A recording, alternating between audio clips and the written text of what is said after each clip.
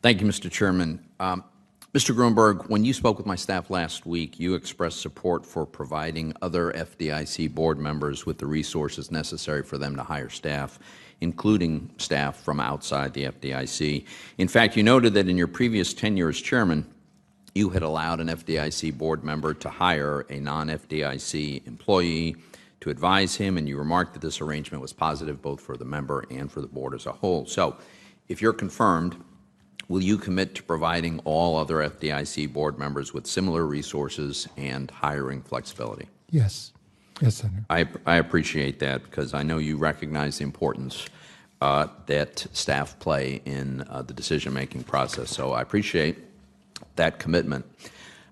It's my understanding that the FDIC has an internal policy that requires that meeting materials, excuse me, that meeting materials be circulated to FDIC board members at least 2 weeks prior to the board meetings. Now, I understand that hasn't always been observed in practice, but that is the policy. Can you commit to abiding by this deadline, including on interagency matters, to make sure that all board members have the opportunity to review relevant material before board consideration? Senator, I'll certainly commit to doing our best on that. We generally meet that deadline. If we don't, we consult with the other members of the board, and frankly, if there's ever an issue with a board member feeling they haven't had sufficient time to consider a matter, then we would, if necessary, delay action on it until all the members of the board feel comfortable that they've had a full opportunity to consider the matters that the board has to act upon. Well, I appreciate that, and I hope you'll be able to stick to that because it becomes, as you know, it can be impossible to properly evaluate and cast a decision about an important matter. The things you deal with are so complex and have so many nuances that it just requires that time for preparation. Still with Mr. Grunberg, now your involvement in forcing out former FDIC Chair McWilliams was very disturbing to me. As you know, I've talked to you about this.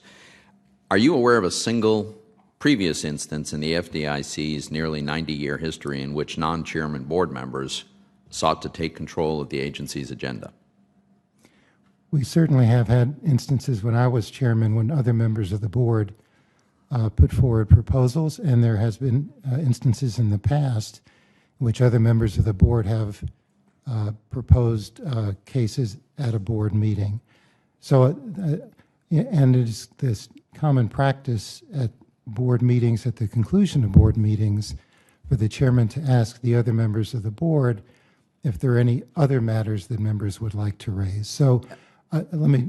Go ahead. So just I think the general practice is to defer to the chairman on setting the agenda, but every member of the board is obviously an independent member with the ability and to a certain degree responsibility to put forward proposals that they believe are in the public interest. Okay, but my actual question was there a time when the board members took control of the agenda against the will of the chair, overruling essentially the will of the chair? And we've done the research and we can't find any such time. In fact, in 2018, the board consisted of you as acting chairman and 2 Republicans, Joseph Otting and Mike Mulvaney. Now, I'm pretty sure there must have been occasions where those 2 Republicans disagreed with you on various matters. But again, there's never been an occasion where they took control of the agenda, overruled you, and pursued their own agenda. So I'm concerned that what you and some of your colleagues did really undermines the FDIC and could have lasting implications. Let me move on quickly here to your announcement on the very first day as acting chairman at the FDIC that the FDIC would join the so-called Network for the Greening of the Financial System. Now, this group has an explicit mission to, and I quote, mobilize mainstream finance to support the transition toward a sustainable economy, end quote. In other words, their stated goal is to allocate capital in such a way as to accelerate a transition to a low-carbon economy. Now, you've recently acknowledged that capital allocations decisions should be made by banks. So do you believe it would be appropriate for the FDIC to seek to play a role in determining the pace of the transition of our economy to a lower carbon economy. That's not our responsibility, Senator. I'm glad to hear that, but I want to remind you that that's exactly what the mission of the Network for the Greening of the Financial System is. And so we have U.S. financial regulators acknowledge the indisputable fact that they don't have the authority to set climate policy, but then they join an organization that's dedicated to doing exactly that. So I would suggest withdrawing from the group as a way to acknowledge the limited nature of the powers of the FDIC. I've got very little time remaining, but very quickly, Mr. Hill,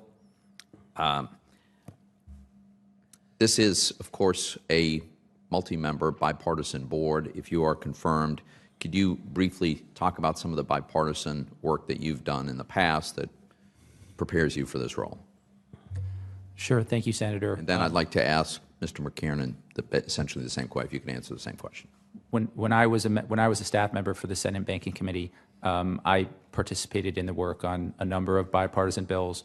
When I first started working for the committee, we were working on the FHA Solvency Act, which was marked up and approved by the committee, I believe, by a 23-to-1 vote.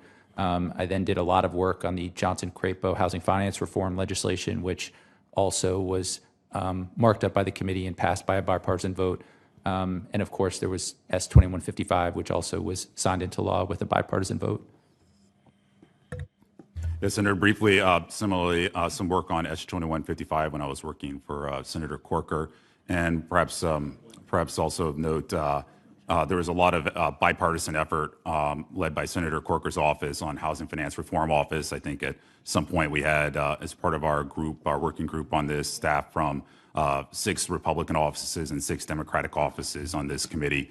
So I think there's a lot of creative problem solving there and learning how to work on a bipartisan basis.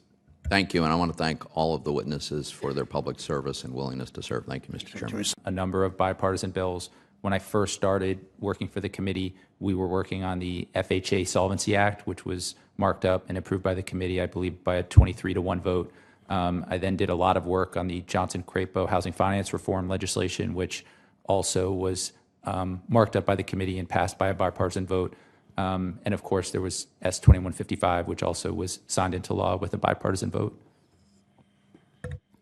Yes, Senator, briefly, similarly, some work on S-2155 when I was working for Senator Corker.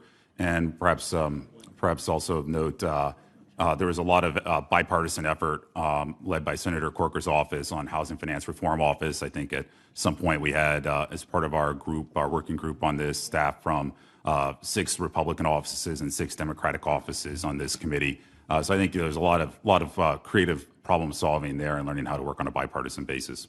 Thank you, and I want to thank all of the witnesses for their public service and willingness to serve. Thank you, Mr. Chairman.